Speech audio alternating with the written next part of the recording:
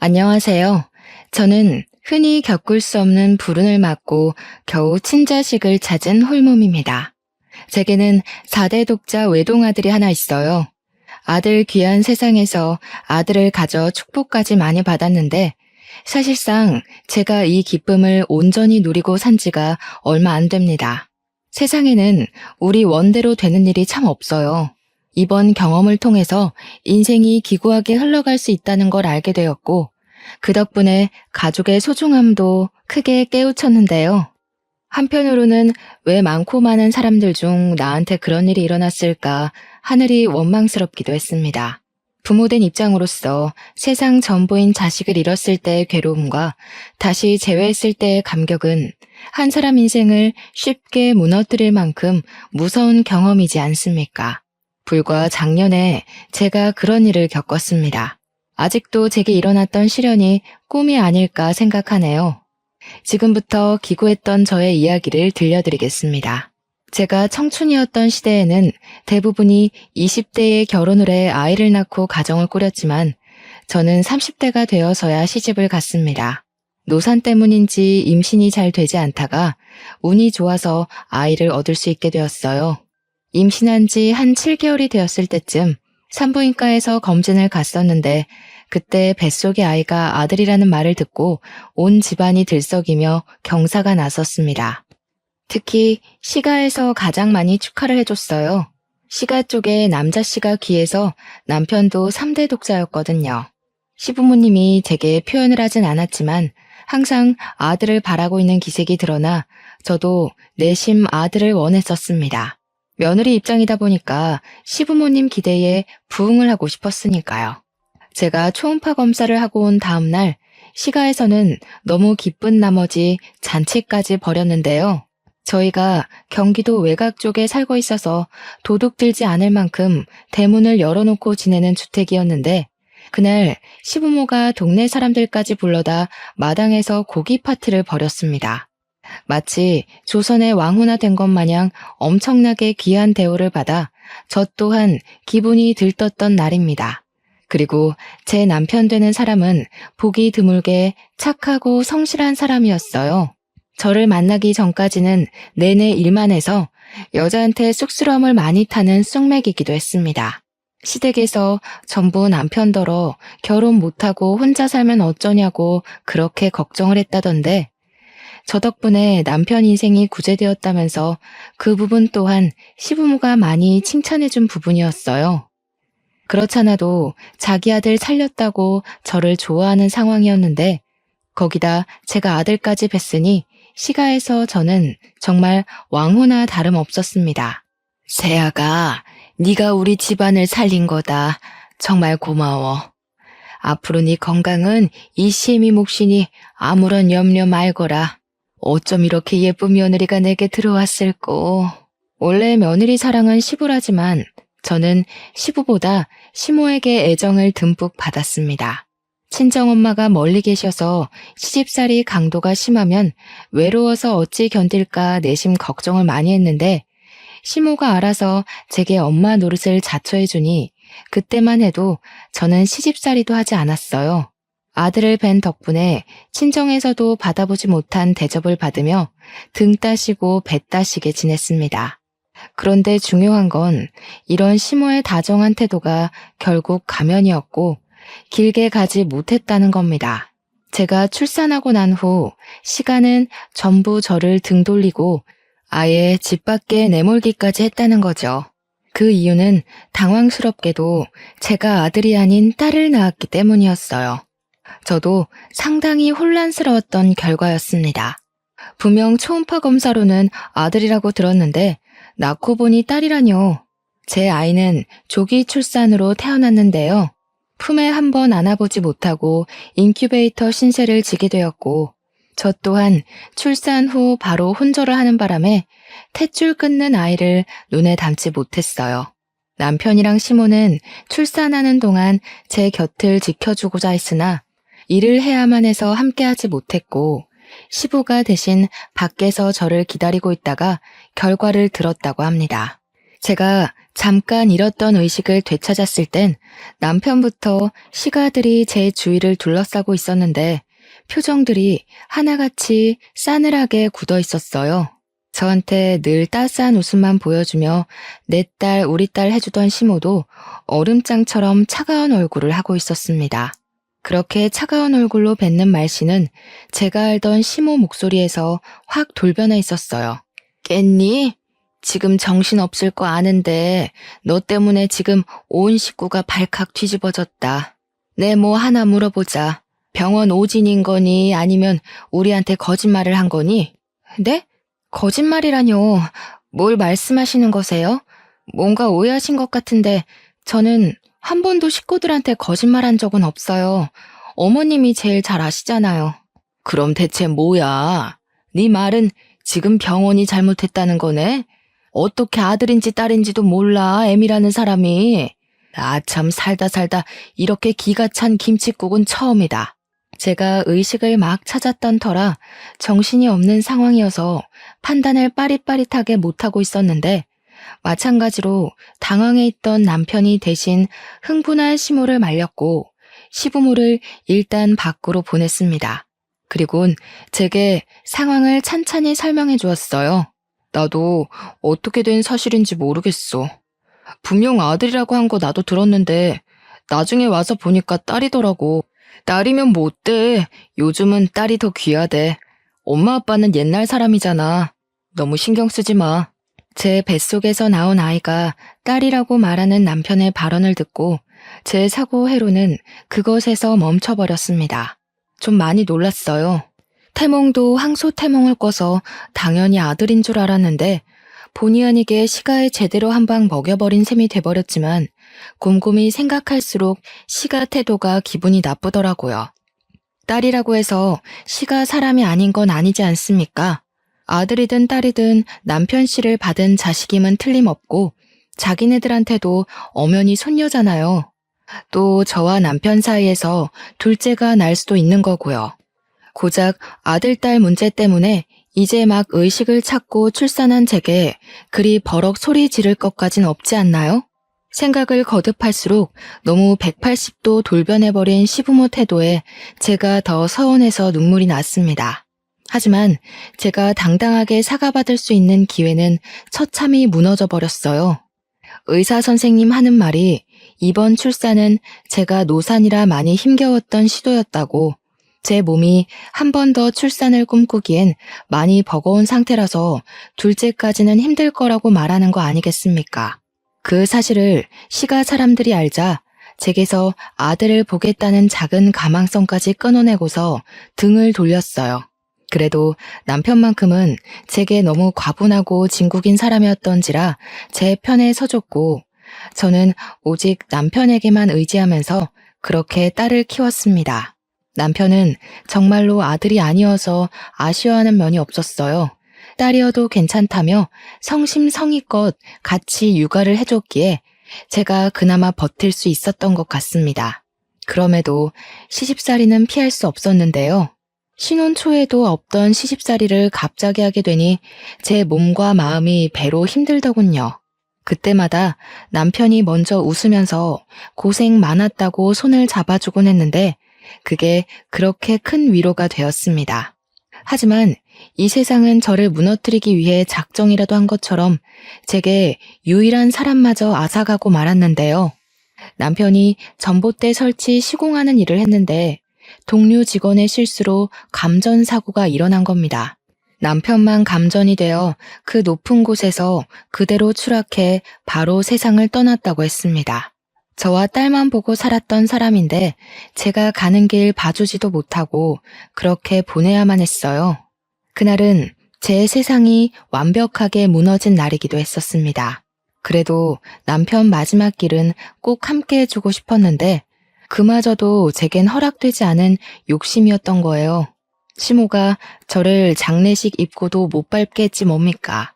우리 집안을 살릴 귀인인 줄 알았더니 순 원흉 덩어리였어. 내가 너를 집에 들인 게 천출의 한이다. 다신 우리 가문 앞에 낯짝 들이미는 일 없도록 해라. 2번 다시 내 앞에 나타나봐. 너랑 네 딸내미 아주 시궁창에 빠뜨려버릴 테니까. 시모는 제 가슴팍으로 약간의 돈이 든 봉투만 팩 던져준 채 돌아섰어요. 저는 결국 빈소 안에 몸을 들이지 못하고 딸을 업고서 장례식장 주변만 돌았었습니다. 발인식 날 멀찍이서 남편 떠나는 걸 보면서 그렇게 오열을 했던 기억이 나네요. 차라리 시가 사람들이 처음부터 제게 모질었다면 제가 이렇게까지 배신을 느끼진 않았을 겁니다. 저더러 3대 독자 남편 구제해준 것만으로도 고맙다고 절절 매던 시가들은 그저 욕심을 숨기고 있었을 뿐이었던 거예요. 정말로 남자씨 하나 때문에 사람이 그토록 철면피 같은 가면을 쓸 수 있다는 것도 놀라웠고, 가면 벗은 진짜 얼굴색이 얼마나 무서운지도 제대로 느꼈던 경험이었습니다. 제가 그냥 순진했던 거죠. 그 길로 저는 아이를 홀로 키웠습니다. 친정에 갔을 수도 있지만 친정도 어려운 형편으로 지내고 있는지라 제가 가면 짐이 될 걸 알기 때문에 함부로 찾질 못했어요. 그래서 서울 주변을 전전하다가 구청에서는 한부모 가족센터를 소개해 주더군요. 구청에서 집도 도와줬는데 방이 하나 있었고 거실이라 부르기 민망한 규모와 작은 주방이 있는 곳이었어요. 전에 살던 시가보단 열악한 환경이긴 했지만 추위를 피할 수 있다는 생각에 얼마나 감사했는지 모릅니다. 그리고 그 동네 단지에는 복지센터뿐만 아니라 저처럼 한부모 가정도 많이 산다고 들었습니다. 저는 아이를 키우면서 낮에 한 번씩 복지센터를 찾아가 다른 엄마 아빠를 만나며 일자리를 알아보기 시작했어요. 감사하게도 복지센터에서 일자리까지 소개받을 수 있었습니다. 아이를 떼어놓을 수 없기 때문에 집에서 하는 일을 소개받았는데 재택 일이라도 체계적인 곳은 나름 근무복지가 잘 되어 있더라고요. 그렇게 제가 시작한 일은 호스피스 병동이나 특수아동, 기초수급자 집안에 보내는 비누를 만드는 것이었습니다. 처음엔 뜨거운 액체를 사용해야 되는지라 화상을 입기도 하고 손이 성치 않아 힘들었지만 그것도 시간 지나다 보니 금방 익숙해지더군요. 그 일을 하면 월 80에서 120만 원 정도 들어왔는데 구청 덕분에 집세는 안 나가고 복지센터에서도 지원받는 물품들도 따로 있다 보니까 저와 딸 둘이 먹고 살 수 있을 정도는 되더라고요. 저는 제가 입는 것, 먹는 것 아끼면서 딸애한테 최대한 남의 집 자식하는 만큼 키우려고 노력을 다했고 아이가 유치원 다닐 나이만큼 컸을 때는 집 밖을 나가 일자리를 알아봤습니다. 집 근처에 빵집이 있었는데 거기 카운터로 들어갔다가 나중에는 제빵 일을 배우기 시작했어요. 빵 냄새가 좋기도 했고 또 우리 딸이 완전 빵순이라서 제가 빵집 일을 하는 걸 굉장히 좋아하더라고요. 딸은 저를 살게 하는 원천이나 다름없었습니다. 그래서 딸이 좋다 하니까 정말로 제빵 일을 해보고 싶더군요. 고민 끝에 저는 제빵사 자격증을 따볼까 싶어 공부를 시작했고 같이 일하는 제빵사님께 도움까지 청해 정말로 자격증을 따버렸어요. 제빵사님은 저의 성실함을 좋게 점수 매겨주셨고 고맙게도 제게 빵집을 키울 생각인데 같이 해보지 않겠냐 제안을 해주었습니다. 덕분에 저는 더 커진 규모의 빵집에서 본격적으로 빵을 만들기 시작했어요. 그 사이 딸은 중학생이 되었고 저와 딸은 점차 행복 궤도에 오르고 있었습니다. 하지만 역시 제겐 순탄한 길이 어울리지 않았던 거죠. 숨이 딸려도 행복한 정상에 빨리 오르고 싶었는데 결국 돌뿌리에 걸려 삐끗하게 되는 일이 발생이 되었습니다. 딸이 학교에서 과학 시간에 혈액형 검사를 했는데 실험 과정에서 자기가 A형이 나왔다고 하더라고요. 저는 O형이고 남편은 B형이었기 때문에 우리 사이에서 A형 자식은 나올 수가 없었어요. 딸이 아무렇지 않게 하는 말에 살짝 당황했지만 애들이 직접 했다는 실험이라는 걸 감안하면 분명 오류가 있었을 거라 생각이 들더군요. 그래서 그러려니 넘겨버렸습니다. 그러나 그 문제는 몇 년 후 제 발목을 다시 붙들었는데요. 그렇게 붉어진 혈액형 파장은 제 인생을 송두리째 흔들어버리고 말았어요. 딸이 고등학생이 된 후 학교를 찾아온 헌혈 차량에서 친구들이랑 같이 헌혈을 했다고 했거든요. 그런데 거기서 간호사가 헌혈 전 피 검사를 했는데 A형이라고 했대요.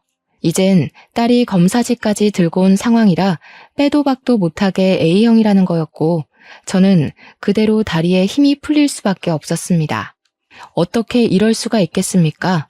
제가 다른 남자를 만나 불경스러운 짓을 한 적이 없는데 이게 말이 되는 건가요?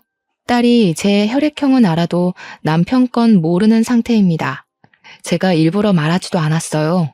그래서 저 혼자 딸이 가져온 검사지를 보면서 며칠간 혼란에 잠겨 시간을 보냈습니다.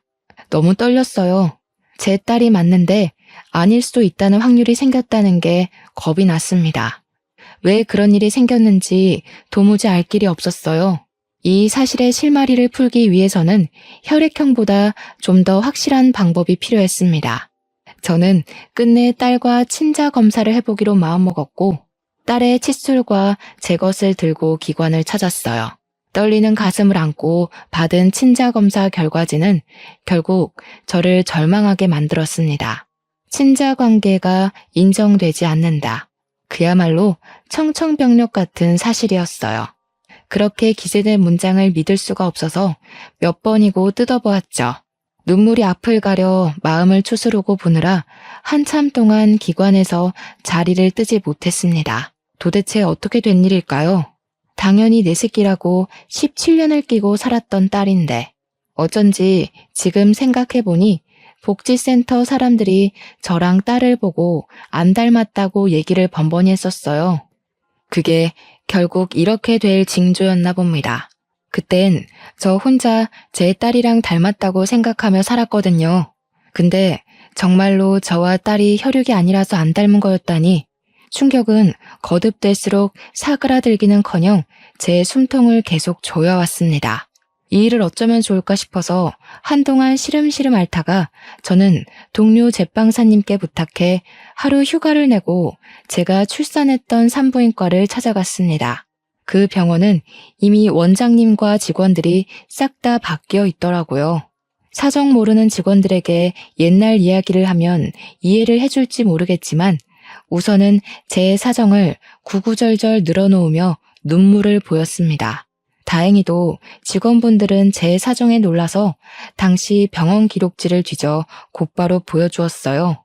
촌이나 다름없던 곳에 있던 작은 병원이었던지라 저와 같은 날 출산을 한 산모가 딱 한 사람 더 있었습니다. 어떡해 어머님, 아무래도 병원 측 실수로 아이가 바뀐 게 아닌가 싶어요. 어떻게 일을 이런 식으로 처리를 했대? 좀 더 알아보시고 그 사람들 고소할 수 있는지 알아보셔요. 아이가 바뀌었다라.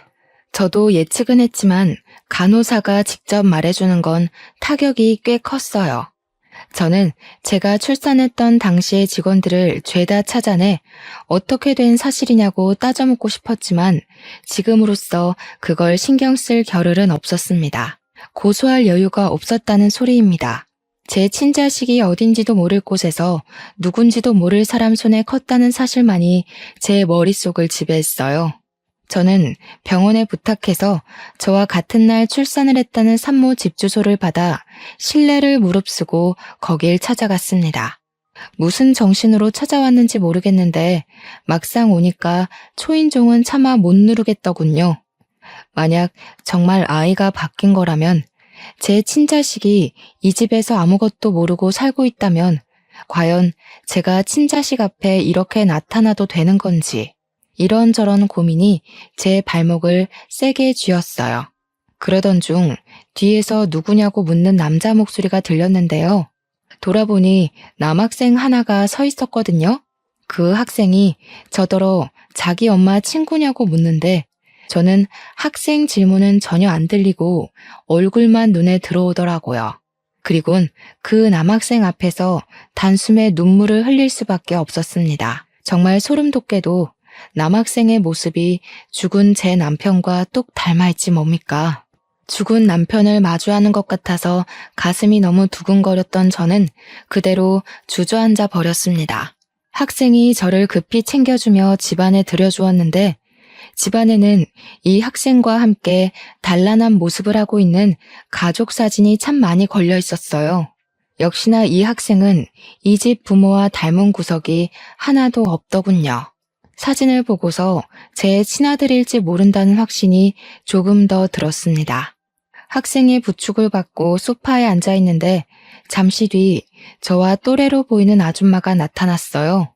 저를 보며 어리둥절한 표정을 짓고 있는 그분이 바로 저와 같은 날 같은 병원에서 출산한 아줌마였습니다. 저는 왈칵 올라오는 눈물을 흘리면서 그 아줌마 앞에가 무릎을 꿇었어요.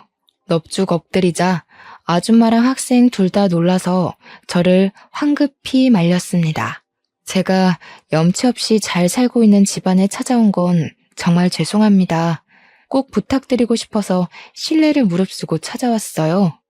혹시 아드님 혈액형이 어떻게 되는지 물어봐도 될까요? 갑자기 무슨 일인지 모르겠는데 우리 아들 말하는 거지요? 우리 애는 B형이에요. 도대체 누구신데 그러시나요? B형이라는 소리를 듣고 저는 남편과 같은 혈액형인 학생을 한 번 더 바라봤습니다. 제가 예측하고 있는 친자 사실과 한 발 더 가까워진 셈이었어요. 제가 1990년에 한 산부인과에서 출산을 했습니다. 초음파 검사를 통해서 아들인 줄 알고 있던 뱃속의 아이가 태어나 보니 딸이라고 하더군요. 그런데 그 딸이 커서 제게 그런 소리를 하는 겁니다. A형이라고요. 하지만 저는 O형이고 제 남편은 B형이거든요. A형 자식이 나올 수 없지 않습니까? 그거 참 당황스러운 소식이네요. 따님이 잘못 측정한 게 아니고요.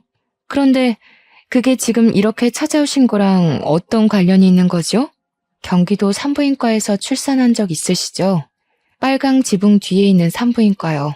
1990년 4월 18일에 혹시 아이를 출산하지 않았나요? 제 말을 들은 아줌마는 깜짝 놀라면서 자기 아들 태어난 날이 그날이라고 하였습니다. 아줌마가 놀라며 제 말에 공감을 할 때마다 저는 앞에 있는 학생이 제 친아들이라 확신할 수밖에 없었어요.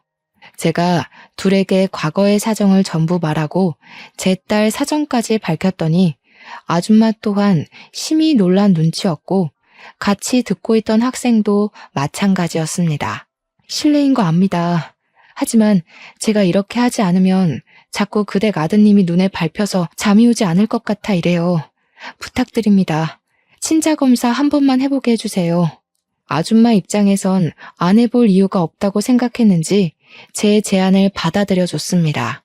아마 제 이야기를 듣고서 자신도 친자에 대한 의문이 생겨버렸을 테니 찝찝한 마음으로 지낼 수 없기도 했겠죠. 그렇게 시행한 검사에서 아줌마와 학생은 친자 불일치, 저와 학생은 친자 일치가 떴어요. 어떻게 이런 일이 있을 수 있냐면서 아줌마도 저와 같이 절망하며 주저앉았어요. 자리에서 한참을 일어나지 못하며 학생을 붙잡고 눈물을 흘렸죠. 한 번씩 이상한 점이 있었어요. 아들은 갈수록 건강하게 커가는데 어느 순간부터 저희 부부랑 닮은 점이 없는 것 같더라고요. 다른 사람들도 저와 남편이 아들을 데리고 다니면 자식인 줄 몰라봤거든요.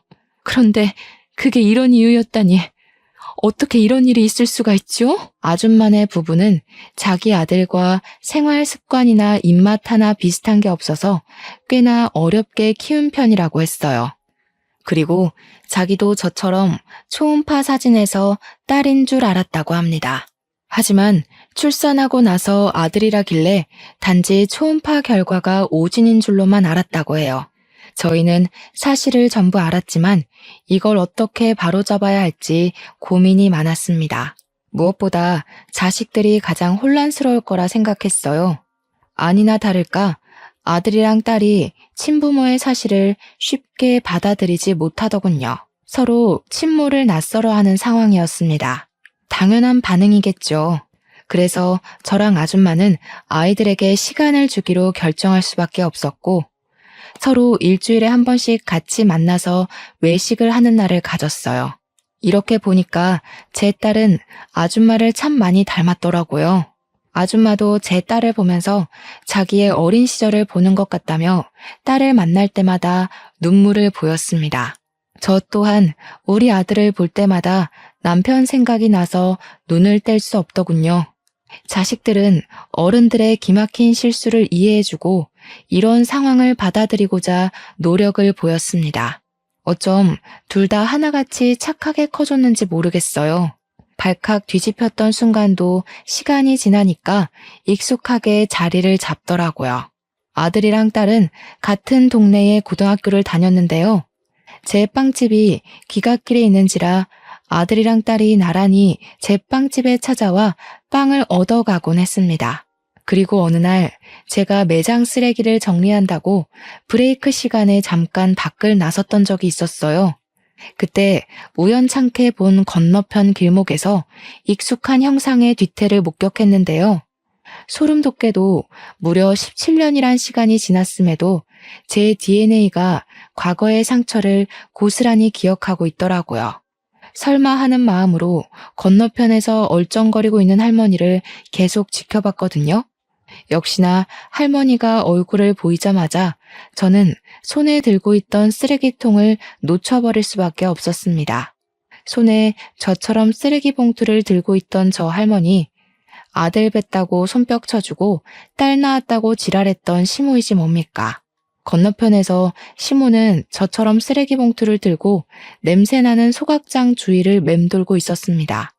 저런 일할 사람이 아닌데 차림새도 볼품없는 할망구 옷을 입은 게 제가 아는 시모 같다가도 낯선 모습이더라고요. 그리고 그 이후 저는 또 한 번 낯선 시모의 모습을 보게 됩니다. 저희 빵집 건너편에 고깃집이 하나 있는데 제가 거기 사장님이랑 이웃처럼 지내는 사이예요. 서로 식사와 후식 관계이기 때문에 은근히 득보는 게 있었거든요. 거기선 저희 빵집을 추천해주고 저희도 고깃집을 맛집으로 추천해주는지라 서로에게 늘 호의적인 관계였습니다. 그런데 그 상냥하고 털털한 고깃집 사장님이 시모 앞에서는 색다른 이면을 보여주었는데요. 할머니, 제가 일반 쓰레기에 음식물 섞어버리지 말라고 했잖아요. 못 살아 정말. 이거 다시 풀어서 골라 담으세요. 그러게 한 번에 잘했으면 일 2번 안 했을 거 아니에요. 앞으로 쓰레기 버리기 전에도 검사 맡으세요. 알았어요, 알았어. 내가 다음부터 그렇게 할게. 이거 이미 묶어버렸는데 냄새나게 어떻게 다시 풀겠나. 다음에 할게. 저희는 할머니 아니어도 일해줄 젊은 친구들 많이 구할 수 있어요. 며느리 생각해서 꽂아줬더니 해도 너무하시네. 이러면 나 며느리한테 말해서 할머니 잘라버릴 거예요. 시모는 고기 사장 앞에서 예 굽신대면서 쓰레기 봉투를 풀기 시작했습니다. 음식물 봉지 들고 오라는 호통치는 고기 사장 말에 앓는 소리를 내며 느릿하게 움직였어요. 그 모습을 보는데 과거에 기세등등하던 시모 모습이 온데간데 없어서 한참 놀라 보고 있었습니다. 다행히 시모는 저를 알아보지 못했고 발견하지도 못했어요. 재활용 정리를 마치고 다시 매장으로 들어올 때는 시모는 없고 고기 사장님만 담배를 피우고 서 있더라고요. 여사장님이신데 상냥하고 친절하지만 좀 많이 터프하세요.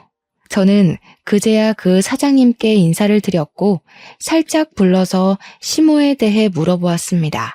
들어보니까 사장님 며느리가 자기 외숙모라면서 시모를 부탁했다고 하더군요. 나이가 좀 있는데 자식이 없어서 노후 관리가 안 되는 사람이라고 설명을 했다네요. 그러니까 저한테는 한때 시조카였던 사람이 고기 사장님 며느리로 들어간 겁니다. 세상 참 좁지 않나요? 아무리 대한민국이 좁은 땅이라지만 서울 땅덩어리가 이 정도로 쉽게 과거 인연을 접할 만큼 작진 않은데 신기한 일이었습니다. 어쨌든 시모가 남의 집 종처럼 별 볼 일 없이 살고 있는 건 맞는 것 같았어요.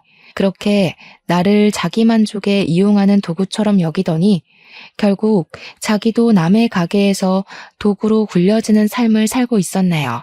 저는 고기 사장님께 부탁해서 시모가 쉬는 날이 언제인지 일정을 물었습니다.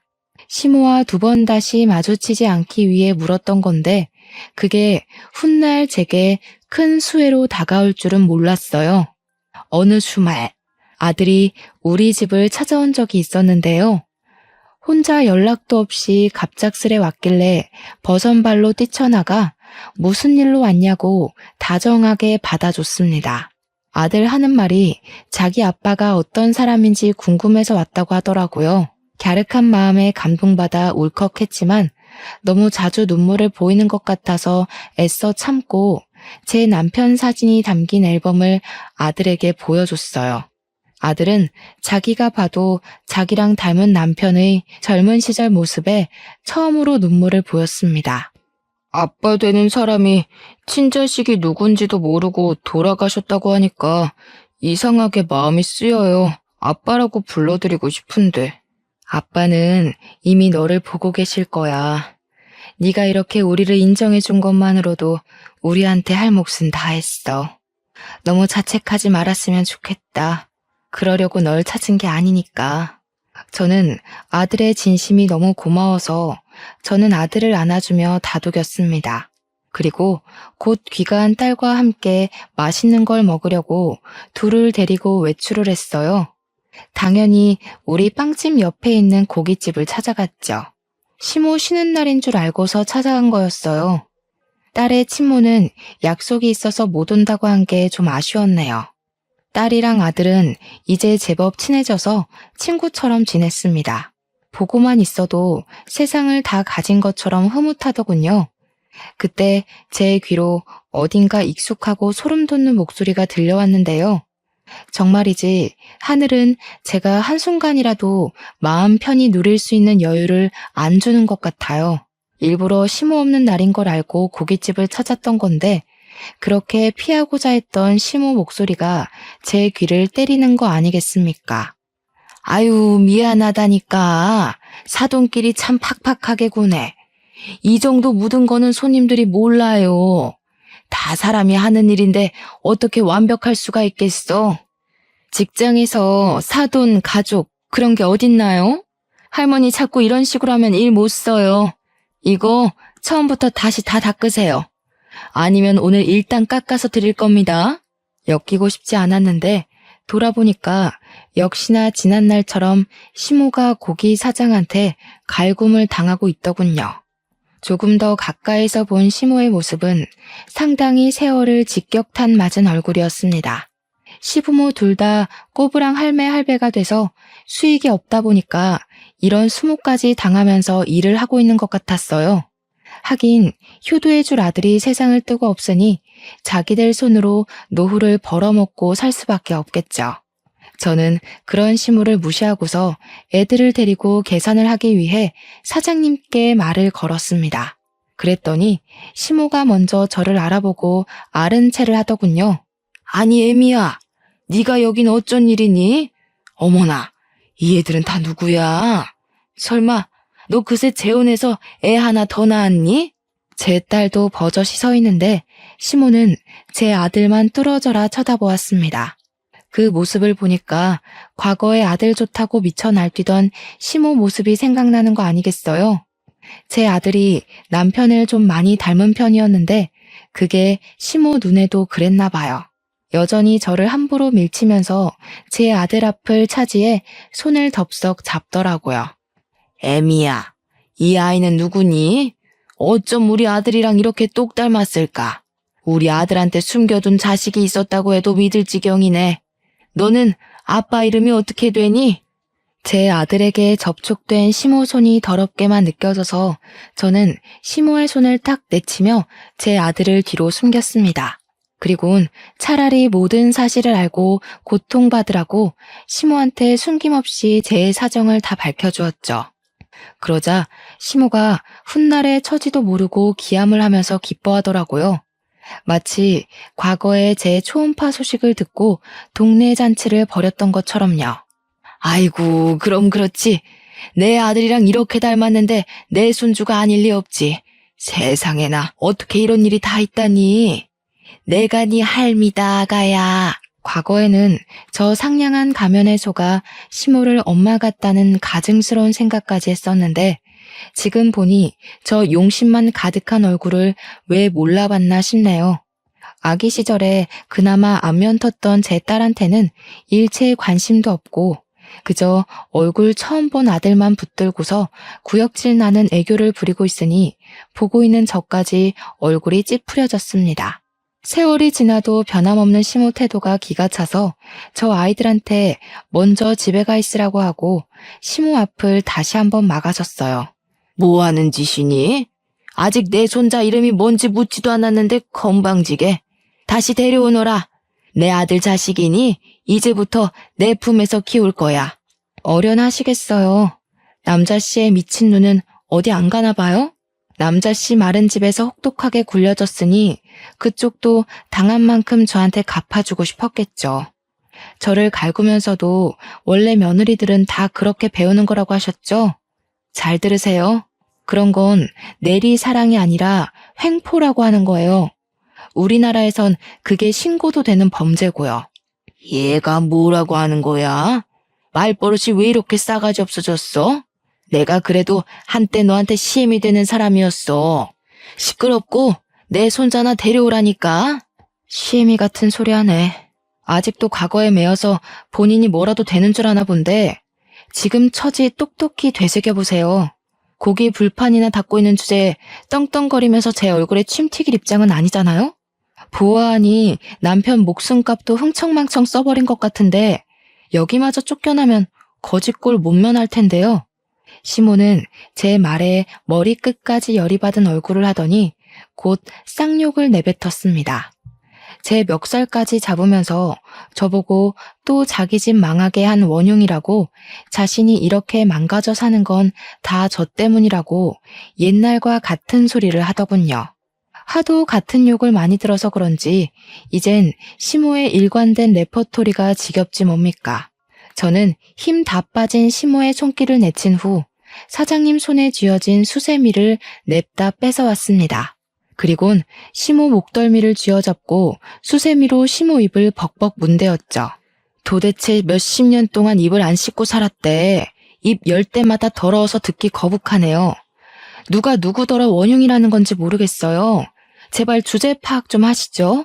이 못된 성깔이랑 심술만 줄였어도 남편이 그렇게 쓸쓸하게 죽진 않았을 거예요. 다 늙어서 외롭게 고독 싸고 싶은 게 아니면 제발 철 좀 들어요.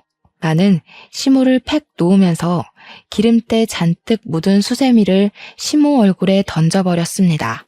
시모가 기침을 캑캑하면서 쌍심지를 켜고 저를 노려보는데 더 이상 저한테 덤벼들진 못하더군요. 아무래도 체력에서 차이가 크게 불리하다는 걸 느끼고 함부로 나서지 못하는 것 같았습니다. 우리 사정을 고스란히 다 듣고 있던 고기 사장님은 시모의 실체를 알고서 턱 빠지게 입을 벌렸고 시모에게 그딴 정신머리로 사니까 지금 벌 받는 거라고 양심 있으면 손자 같은 거 찾지 말라며 같이 호통쳐 주었습니다. 그리고 고기 사장님이 그 자리에서 시모를 해고해버렸어요. 시모는 돈줄이 끊기자 체면 다 구기면서까지 고기 사장 앞에 무릎을 꿇었는데요. 사장님 바지가랑이를 잡으면서 해고만은 안 된다고 사정을 했어요. 그 모습이 참 비굴하고 고소하더라고요. 고기 사장님은 그런 시모한테 사과를 왜 나한테 하냐면서 또 강하게 소리를 쳤고 시모는 그제야 제 앞으로 머리를 조아리며 그동안의 행실에 대해서 사과를 했습니다. 무려 17년 만에요. 하지만 저는 그 사과마저 시모가 자기 밥줄 위해 가식적으로 용서를 빈다는 게 너무 눈에 보였습니다. 원래부터 용서할 마음 따위 눈꼽만큼도 없었지만 이런 상황에서도 진심이 없는 시모의 태도가 더는 사람으로 안 보이더군요. 노망난 할머니 다 됐네. 그쪽 팔자는 결국 이렇게 될 거였어요. 귀한 손주 잃고 죽을 때까지 남의 집 종노릇이나 하다가 눈 감을 팔자라는 거 그만 받아들이셨으면 하네요. 마지막으로 경고하는 겁니다. 저나 우리 애들 눈에 2번 다시 띈다면 그땐 이보다 더 지독한 시궁창에 빠뜨려 버릴 거예요. 평생 후회하면서 눈물로 허송세월 보내길 바란다는 말을 마지막으로 저는 고깃집을 나와버렸습니다. 시모가 따라 나오며 저를 한서린 목소리로 불렀지만 고기 사장님한테 쫓겨나는 바람에 가게 문에 매달려 있느라 쫓아오진 못했어요. 그냥 과거의 상처로 묻힐 줄 알았던 기억을 이렇게 다시 마주한 것도 놀라운데 제 속에 있는 할 말까지 다 해버리게 될 줄은 정말 몰랐네요. 시모한테 당했던 수모에 비하면 제 호소는 짧고 굵은 한 방이었지만 시모는 제가 따로 벌을 주지 않아도 이미 벌을 받고 있던 처지인 것 같아 충분히 속 시원했습니다.